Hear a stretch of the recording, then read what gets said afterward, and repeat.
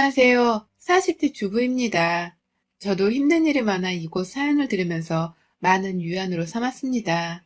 얼마 전 저에게도 기가 막힌 일이 벌어져서 이렇게 글을 쓰게 되었습니다. 저는 할머니와 살았습니다. 아빠 엄마는 이혼 후에 뿔뿔이 흩어지셨다네요. 어린아이를 어디에 맡기실 수가 없으셨던 할머니가 저를 돌봐주셨습니다.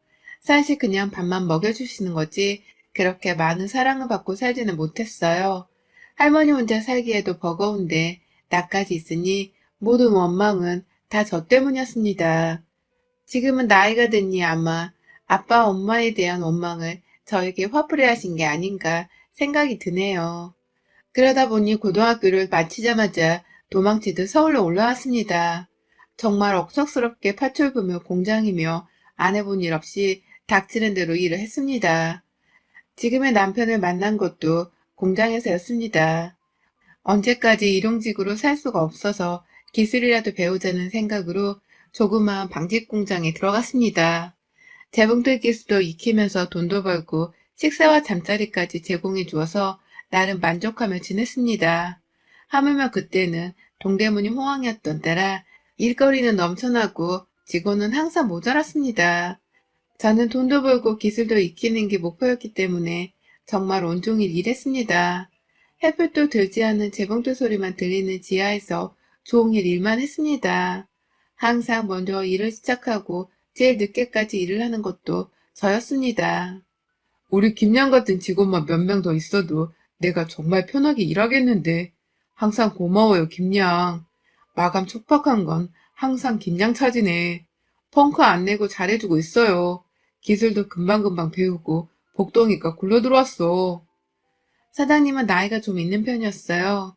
항상 웃는 얼굴로 직원들 간식도 사다 주시고 너무 오래 지하에 있으면 건강 해친다고 낮에는 강제로 밖에 나가서 햇볕도 쬐고 휴식을 하게끔 해주셨어요. 글쎄 전에 부인도 여기서 일을 했는데 맨날 지하에서 일만 하다가 폐병에 걸려서 죽었대. 그래서 저렇게 철저하게 직원들 건강관리 시킨대. 같이 일하는 언니들을 통해 사장에 관한 이야기를 가끔 들을 수 있었습니다. 저는 저랑 나이 차이도 많이 나고 솔직히 아직 남자를 생각해 본 적도 없었습니다. 오로지 목표는 조그마한 단칸방을 마련하고 번듯한 직장을 가져보는 게 현재의 현실적인 소원이었습니다. 혹시 김양, 남자친구는 없어? 어머, 사장님, 저 여기서 거의 24시간 있어요. 제가 언제 남자 만나러 나가는 거 보셨어요? 갑자기 실없는 소리 하세요. 사장님과는 꽤 아주 친해졌습니다. 이곳에 오기까지 참 다양한 사람들을 만났는데 사실 일이 힘든 것보다 사장과의 문제 때문에 그만두는 경우가 더 많더군요. 어린 여자애라고 깔보고 제때 돈을 주지 않는 곳도 있고 날 한번 어찌해보려는 남자 사장들도 많았어요. 사장님은 거의 매일 붙어 있었는데 저에게 한 번도 출근되거나 이상한 행동을 하지 않고 마치 여동생 대하듯이 저에게 편하게 대해주셨어요. 항상 너무 일만 하면 병 생기니 나가서 놀기라도 하라고 용돈도 쥐어주곤 하셨지요. 혹시 말이야, 나는 어때? 아니, 당장 어떻게 하자는 건 아니고, 나랑 영화도 보러 다니고 하면서 차츰 알아가는 거 어떤가 해서. 나는 김양이 정말 마음에 들거든. 아, 그렇다고 뭐, 이상하게 생각하지도 말고, 그냥 순수하게 관심을 표현하는 거야. 나이 많은 사별남이라고 싫다고 하면 내가 더는 이야기하지 않을게. 사장님은 어느 날 난데없이 저에게 고백을 해왔습니다. 사장님, 사실 저 남자에 대해 한 번도 생각해 본 적 없어요. 정말 먹고 살기 힘들어서 누구와 뭘 한다는 생각 자체를 안 했어요. 그래서 연인 그런 거 말고요. 그냥 서로 알아가는 정도가 좋을 것 같은데. 저는 솔직한 심정을 이야기 드렸어요. 제가 남자를 사귀어 본 적도 없고, 그렇다고 덥석 사귀자고 할 수도 없었어요. 사실 좀 무서웠거든요. 내가 싫다고 하면 갑자기 태도가 돌변해서 쫓아내지는 않을까 하는 심정이었어요. 지금 일하는 데가 여태까지 일했던 중에선 제일 벌이도 좋고, 나름 만족하고 지냈으니까요. 사장님과 전 그렇게 데이트를 시작했어요. 그렇다고 대단한 건 아니었고요. 가끔 일이 없을 때 영화도 보고 서울 시내 구경도 하고 만난 것도 먹으러 다녔어요. 서울 와서 처음으로 이런 여유를 가지는 게 나름 행복하더군요. 사장님은 저에게 함부로 대하지도 않았어요. 항상 예의를 지키고 저를 어찌하려고 하거나 하지는 않았어요. 그러니 저는 사장님에게 더 믿음이 갔어요. 이런 거 물어봐도 되는지 모르겠는데 전 부인은 어떻게 되신 거예요? 직원들이 말하는 게 다 틀리더라고요. 사장님에게 직접 듣고 싶어요. 곤란하시면 안 해도 돼요. 하긴 직원들이 수군거리는 거 나도 들었어. 나도 조금씩 들었는데 다들 잘못 알고 있더군. 내가 굳이 나서서 해명하기는 이상해서 그냥 듣고만 있었어. 사장님에게 전 부인의 이야기를 듣게 되었습니다. 원래 아픈 친구였어. 여기 오기 전부터 많은 공장들을 돌면서 햇볕 없는 지하에서 오래 지내다 보니 병이 깊어진 거지. 꽤 예쁜 사람이었어. 난 첫눈에 반했지. 그런 친구를 병으로 보낼 수 없었어. 내가 결혼해달라고 거의 매일 사정하다시피 쫓아다녔지. 결혼해서 내가 고쳐주고 싶었거든. 근데 결혼하고 2년 만에 세상을 뜨게 됐어. 사람 일이라는 게 인력으로는 안 되는 게 있더라고. 참 마음이 따뜻한 사람이었습니다. 그때부터였던 것 같아요. 이 사람이라면 내 평생을 맡겨도 되지 않을까라는 생각을 했어요. 사실 사장님이 현재 저로서는 감지덕지였죠. 나이 차이야 뭐 별거인가요? 살다 보면 같이 늙어갈 텐데요. 저는 제 이야기를 해주었어요. 여태 누구에게도 제 이야기를 하지 않았거든요. 제 조건을 듣고 아니다 싶으면 이쯤에서 끝내자고 했어요. 더 관계가 깊어지면 저도 힘들 것 같더라고요. 사장님은 아무 상관없다고 하셨어요. 하물며 자기가 나이도 많고 한 번의 사별 경험도 있는데 받아줘서 고맙다고 해주셨어요. 우리는 그렇게 정식으로 사귀게 되었어요. 물론 회사에는 절대 말하지 않기로 하고 몰래몰래 만났죠. 제 인생의 가장 아름다운 때였어요. 여태껏 정말 외롭게 혼자의 힘만으로 헤쳐나간 인생을 살았다가 누군가가 내 앞에서 나를 지지해주고 도와주는 사람이 있다는 게 이렇게 든든한지 처음 알았어요. 하지만 역시 행복이 찾아오면 불행도 같이 오나 보더군요. 저의 이런 행복한 기분은 미래의 시어머니를 만나는 순간 무참하게 깨졌어요. 그래, 너는 어떻게 된 애가 결혼한다고 데려오는 여자마다 이 모양이냐? 처음엔 병 걸린 년이더니 이제는 고아야? 너도 참 가지가지 한다. 이제 나도 너랑 더 말싸움 하기도 싫다. 둘이 살던지 뭐하던지 신경 안 쓰련다. 내가 참 기가 차서 말도 안 나온다. 이런 애를 신부감으로 데려와서 이 어미 속 타서 죽는 꼴을 보려고 하는 거냐? 첫인사 자리에서 악담을 퍼붓더니 자리를 박차고 나가버리셨어요. 아, 예상은 했지만 이번엔 정말 심한데? 사장님은 예상은 했었는지 한숨만 쉬시더군요. 이 정도였으면 저한테 이야기해 주셨어야죠. 사실 앞에서 저런 이야기는 처음 들어보네요. 그러게, 나도 이 정도일 줄은 몰랐어. 예전엔 나한테만 따로 온갖 욕을 하셨지 저렇게 당사자 앞에서 해대시는 건 처음 보네. 난감해하는 사장님을 보니 안쓰러웠어요. 저에게 많이 미안해 하셨고요. 제가 좀 노력해 볼게요. 오늘 처음 봤잖아요. 아마 전 부인 때문에 많이 화가 나신 것 같아요. 솔직히 저도 조건이 그리 좋지 않은 건 알고 있어요. 어느 정도 감수해야 한다고 생각은 하고 있었어요. 저는 어떻게든 어려움을 헤쳐나가는 데는 자신 있었습니다. 장래 시어머니가 저의 본 모습을 보면 인정해 주실 거라고 굳게 믿었습니다. 저도 여태 호락호락하게 인생을 산 것은 아니었거든요. 우리는 결혼식도 하지 않고 그냥 제가 남편 집으로 짐을 옮겨서 신혼생활을 시작했습니다. 남편은 저에게 면사포를 씌워주지 못해서 미안해했어요. 저희는 조촐하게 성당에 나가 신부님 앞에서 혼인서약을 하고 부부의 연을 맺었어요. 나는 이 면사포가 제일 마음에 들어요. 가끔 마음에 울분이 쌓였을 땐 새벽에 성당에 나가면 마음이 차분해지더라고요. 성당에 쓰는 하얀 두건이 미사포가 전참 마음에 들었어요. 결혼하자마자 전 시어머니에게 달려갔습니다. 시어머니는 식당을 하셨어요. 저는 이미 식당 일도 해봤던 터라 시어머니가 일을 시키지 않는데도 알아서 일했습니다. 시어머니는 처음에 아예 거들떠도 안 보셨죠. 아마도 저러다 말겠지 했을 거예요. 그런데 하루 이틀, 한 달이 넘어가자 반응이 보이시더군요. 아유, 정말 사장님, 저렇게 잘 보이려고 노력을 하는데 좀 봐줘요. 씩씩하게 일도 잘하고 아주 진국이구만. 요즘 세상에 저런 며느리가 어딨어. 마음에 안 들면 반품해. 우리 아들하고 살게 하게. 저런 며느리 있으면 난 떠받들고 살겠네.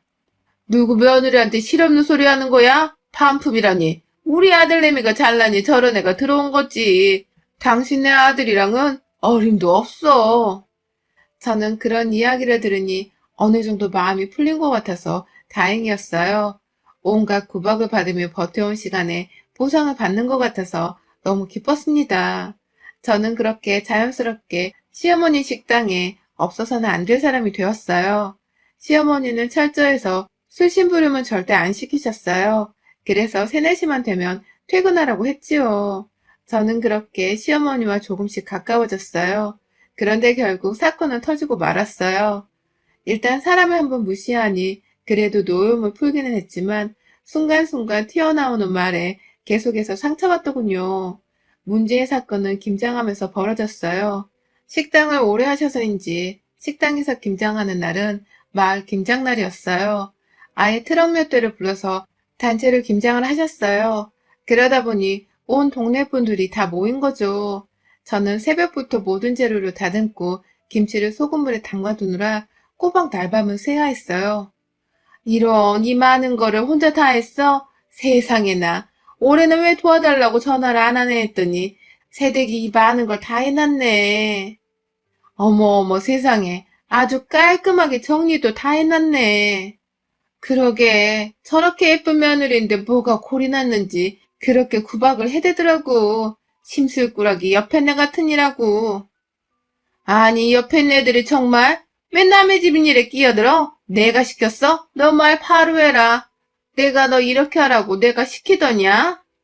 아니요 어머님 제가 한 거예요. 아주머님들 싸우지 마시고 어서 자리 잡고 하세요. 제가 따뜻한 커피 타드릴게요.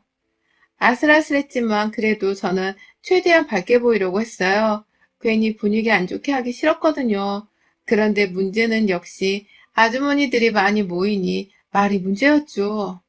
아니 말이 나와서 그렇지 나이도 많고 사별까지 하는 아들내미 구제해줬더니 어떻게 저렇게 시집살이를 시킨대.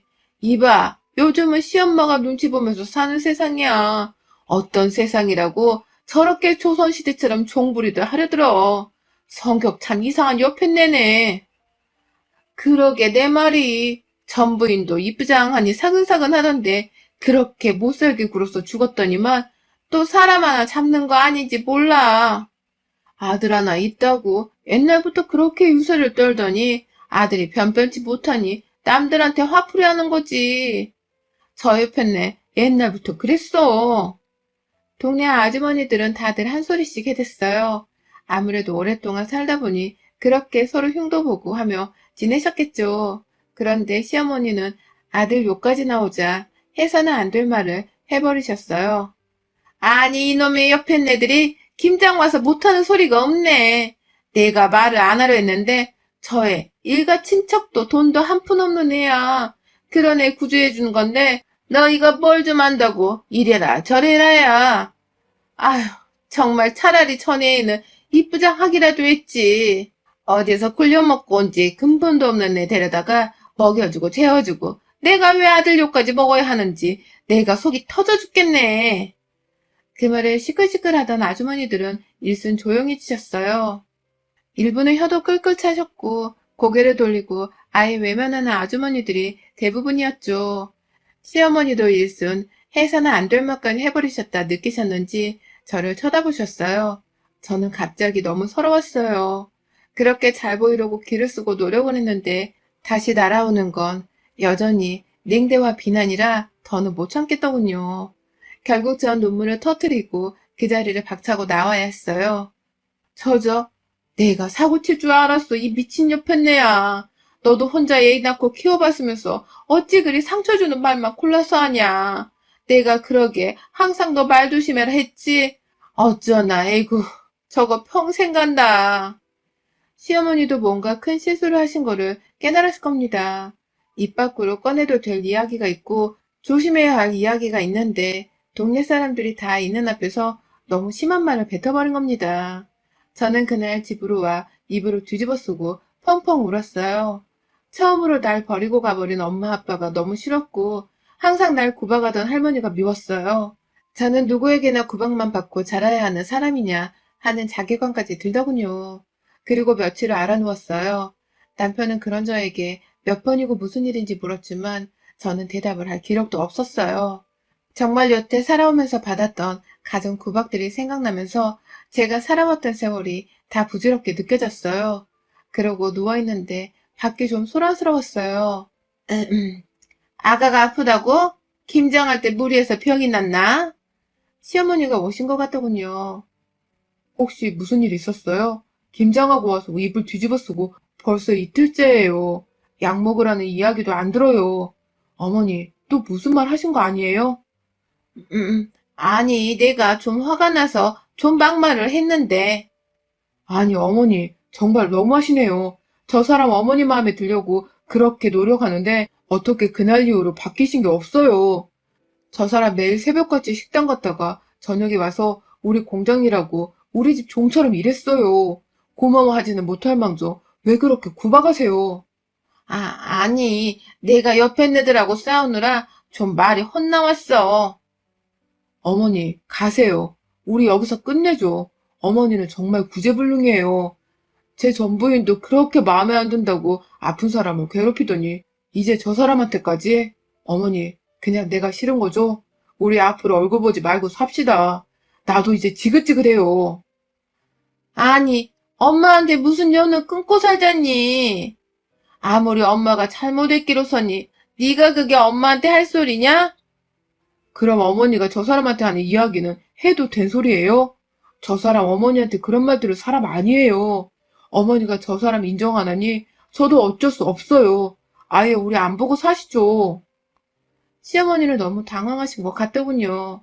한동안 정적이 흘렀어요. 아픈 와중에도 이건 아니다 싶더군요. 저는 힘겹게 일어나야 했어요. 어머니 오셨어요? 들어오세요. 시어머니는 남편 눈치를 보더니 잽싸게 들어오시더군요. 저는 무릎을 꿇고 말씀드렸어요. 어머니, 제가 마음에 안 드신 거 알고 있어요. 그런데 근본이 없는 사람 아니고요. 어머니, 아빠, 엄마, 할머니 계세요. 다만 사연이 있어서 따로 살고 있을 뿐이에요. 그리고 저 고등학교만 나와서 서울로 혈연단신 올라와서 여태까지 안 해본 일이 없이 살았어요. 그런데 한 번도 몸 허투루 굴린 적 없고요. 저 사람이 내 첫사람이에요. 그런 것까지 의심하면 전 이 집에 더 있을 수가 없네요. 저도 사람인지라 이제는 더 어떻게 해야 할지 도저히 모르겠네요. 짐 싸서 나가라고 하면 제가 나갈게요. 저 때문에 가족의 분쟁이 있는 건 저도 원치 않아요. 저는 눈물을 뚝뚝 흘리며 그간 시어머니에게 하고 싶은 이야기를 해드렸어요. 남편도 저만치 해서 눈물을 흘리며 서 있더군요. 음, 내가 뭐라든, 아니 그냥 옆에 애들이 하도 입방정을 떨어서 내가 말이 헛나왔다. 미안하다. 내가 원래 말실수가 잦아. 네가 이해해라. 그건 그렇고 정말 우리 아들이 처음이었냐? 그러면서 아들을 쳐다보시더군요. 아마도 남편에게 물어보신 거겠죠. 의심하셨겠죠. 당연하죠. 여자 혼자 시골에서 올라와서 이런 일 저런 일 안 해본 거 없는데 어디서 험한 꼴 안 당하고 사는 게 더 힘든 일이죠. 저 그렇게 안 살았어요. 그리고 그럴 시간도 없었고요. 그래, 내가 미안하다. 내가 내 허락도 안 받고 매번 통보하던 여자를 데려와서 괜히 너한테 화를 냈나 보다. 내 앞으로 조심하마. 우리는 그렇게 서로의 오해를 풀고 가족이 될 수 있었습니다. 물론 그 뒤로도 시어머니는 꾸준히 말실수하셨어요. 저는 앞에 큰일을 겪으니 이제 그런가 보다 하고 지냈어요. 함께 지내니 그 사람의 성격을 알게 되잖아요. 시어머니는 원래 항상 말이 앞서서 나가서 주변과 말다툼도 참 많이 하셨는데 대신 뒤끝이 없어서 항상 잘 마무리되는 분이셨지요. 저에게 가끔 말실수하셔도 바로바로 미안하다고 사과를 하고 하시니 저도 더는 시어머니한테 화를 낼 수 없겠더라고요. 그래도 저도 사람인지라 시어머니가 믿게 느껴지는 건 어쩔 수 없었어요. 언젠간 시어머니를 한번 골려주려고 마음을 먹고 있었지요. 그날은 그리 오래 걸리지 않았어요. 시간은 흘러 다시 김장하는 날이 왔어요. 올해도 다 해놨네. 자네 때문에 우리가 한결 편하네. 앞으로 몇 명 좀 불러. 혼자 하다 병나. 작년에 며칠을 이불 싸매고 누웠다며? 그래 그래 미련퉁이처럼 굴지 말고 여자가 좀 여우 같은 맛도 있어야지. 어머니 저 아파서 이번 김장 못 가겠어요. 좀 그래봐. 어서 해봐. 올해는 좀 안 싸우고 지나가나 보자. 어떻게 김장 때마다 싸우냐. 다들 일이나 해. 이러다 해 떨어지겠네. 이 집에 와서 두 번째 김장이라서인지 이제는 이분들의 말도 친근하게 느껴지더군요. 저는 기회는 이때다 싶어서 시어머니에게 가만히 이야기해드렸어요. 어머니, 제가 할게요. 엊그제 인천 다녀오셔서 힘드시잖아요. 어제 많이 힘들다고 하시더니 좀 쉬세요. 시어머니는 제가 무슨 말을 하는지 모르겠다는 표정을 지으셨어요. 그런데 앞에 앉은 아줌마와 눈이 마주치는 순간 아차 싶으셨겠죠. 그래요. 어머니는 요즘 만나는 남자가 있었어요. 최근 들어 부쩍 자주 만나시고 얼마 전에 여행까지 다녀오시더라고요. 이 옆에 내가 우리 오빠 만나지 말라고 했지? 내가 한 번만 우리 오빠 만나면 너 죽고 나 죽고 하자고 했지? 아니 이 옆에 내가 네 오빠 만나는데 네가 왜 맨날 난리야? 나도 너 때문에 네 오빠 안 만나려고 했는데 그 사람이 어찌나 나 좋다고 쫓아다니는지 할 수 없이 만나주는 거다. 아주머니는 앞에 있는 김치를 들더니 시어머니 얼굴에 냅다 갈기시더군요. 일명 김치 귀싸대기를 맞으신 거예요. 그 뒤로는 정말 김장 모임은 아수라장이 되고 난리가 났어요. 저는 속이 다 시원하더라고요. 차마 제 손으로 시어머니를 때릴 수는 없고 다른 사람에게 김치 귀싸대기를 맞는 거 보니 후련해지더군요. 그 뒤로 어떻게 됐냐고요? 제 덕에 시어머니는 공식적으로 아저씨랑 사귀었고 이제는 함께 살게 되었어요. 시어머니도 남자가 생기자 천상 여자처럼 지내셨어요. 우리 가족은 그렇게 행복한 가정으로 지내고 있답니다. 여러분들도 힘들고 어려운 시기가 있을 겁니다. 저처럼 잘 버텨보세요. 언젠가 낙이 올 거예요. 저도 항상 응원해드릴게요. 여러분의 생각은 댓글로 남겨주세요. 오늘도 시청해주셔서 정말 감사합니다.